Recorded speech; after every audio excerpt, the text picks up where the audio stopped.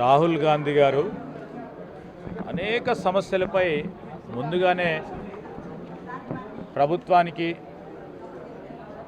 ఒక విధంగా తెలియజేయడానికి ప్రయత్నం చేస్తూ ఉన్నప్పటికీ కేంద్ర ప్రభుత్వం వివిధ రాష్ట్ర ప్రభుత్వాలు బీజేపీ సంబంధిత రాష్ట్ర ప్రభుత్వాలకు సంబంధించి ఏ విధంగా ఓట్ చోరీకి సంబంధించి కర్ణాటకకు సంబంధించి ఒక ఎగ్జాంపుల్ని చూపెట్టడం జరిగింది రాహుల్ గాంధీ గారు.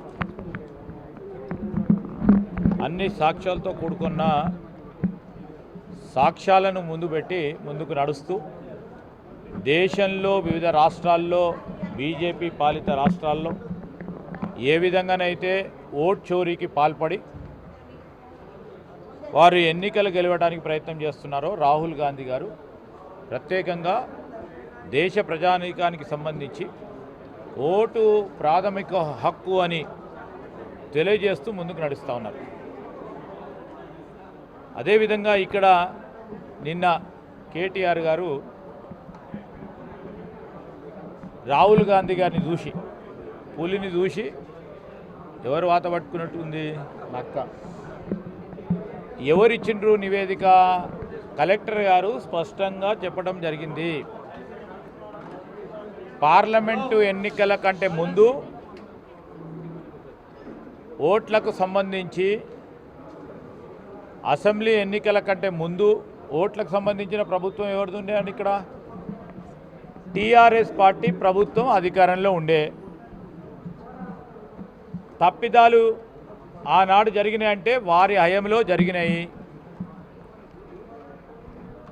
వారి హయంలో జరిగింది వారు ప్రస్తావన చేస్తూ ఉంటే మరి వారి బాధ్యులు కావాలి కానీ మేము బాధ్యులు అవుతాం. ఆ రోజు వారు ఓటు చోరీ చేసి గెలిచిన కొన్ని సీట్లు కూడా ఆ విధంగా గెలిచిండ్రని స్పష్టంగా ఈరోజు వారు చెప్తున్నట్టు ఉంది. ఓటు చోరీకి సంబంధించి ఒక స్పష్టమైన వైఖరితో ప్రజాస్వామ్యంలో ప్రజలకు కల్పించిన ఒక ప్రధానమైన ఆయుధం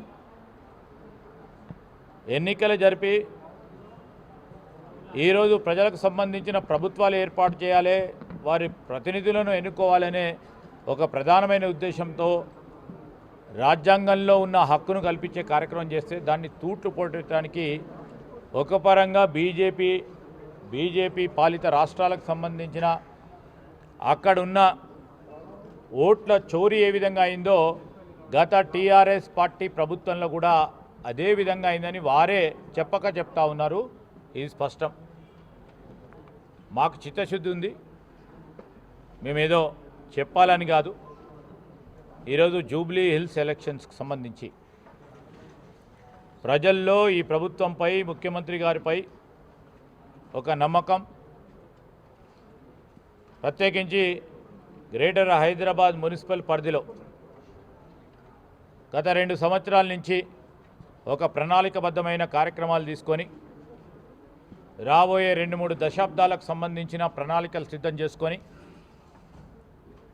ఈరోజు ప్రజల ముందట ఉంచుతూ వారికి కావాల్సిన కనీస అవసరాలను తీరుస్తూ ముందుకు నడుస్తూ ఉన్న ధర్మిల ఈరోజు ఎప్పుడు లేని విధంగా పేదవారికి ఇల్లే కానీ ఈరోజు 200 రూపాయల 200 యూనిట్ల వరకు ఉచిత కరెంటే కానీ పేదవాడికి సంబంధించి అన్ని సంక్షేమ కార్యక్రమాలు ఒకటి తర్వాత ఒకటి చేస్తూ ఉన్న తరుణంలో ప్రజల్లో ఒక నమ్మకం ఏర్పడ్డది.